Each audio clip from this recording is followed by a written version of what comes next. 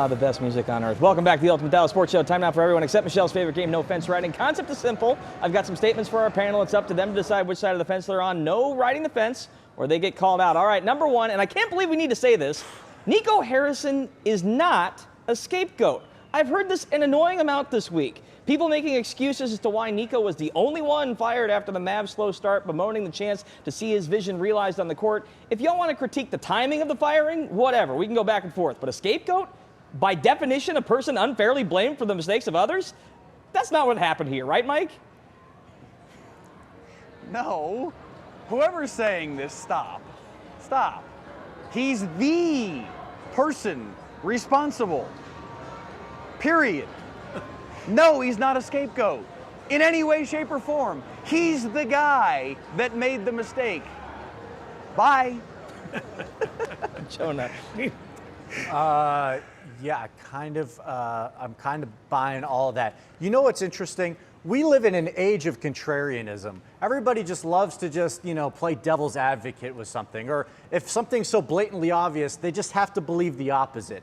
You know what? Maybe when it's just shoved in your face and it's just that obvious, it's because it is. Coach, I know you're not a basketball guy, but you've obviously seen a lot of the fallout. What do you think? He ought to be down there on Lower Greenville right now getting it tattooed on the right cheek of his, you know what? He's the reason, for crying out loud. The worst trade in sports history. That's the right way to frame it. Listen, a lot of the discourse around this has been crazy. I just wanted to make sure that we were all on the same page here. This is not a scapegoat situation. All right, number two, the NFL has gotten too aggressive foregoing field goals. I get it. 7 is greater than 3. It's simple math. But case in point, and I know we'll get into Jonah's case here in a second, tonight the Lions went for it 4 times on 4th down before the fourth quarter. Twice they were in field goal range and settled for points, and you have a one-score game late. It happens too often that teams are undervaluing how big field goals can be when they add up later in the game. Coach, lead us off here. I don't understand it, and I would say, Mike, why don't you're right there in the casino. Take that WFA credit card and go over there and throw it down and see if they'll let you put 1,000 on black. Charge it back to Sean, for crying out loud. See if they'll let you do it. Mike, what do you think? You're gambling with a credit card.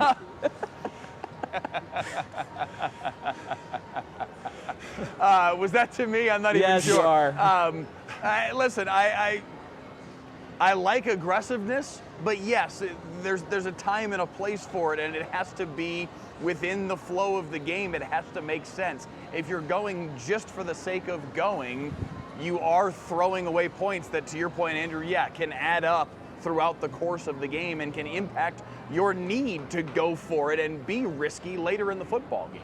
Jonah, your soapbox is yours. The Dolphins not kicking that field goal toward the end of regulation today made me irrationally angry, and I didn't care about either of the two teams playing in it. Sometimes you take the points, sometimes you go for it, but really I think the answer is if that team went on to win, then they made the right decision.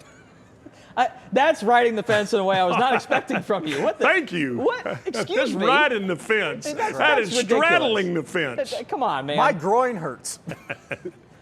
Coach, Mike, thank you so much. Mike, enjoy the rest of your gambling venture. Stay with us in the Ultimate Dallas Sports Show.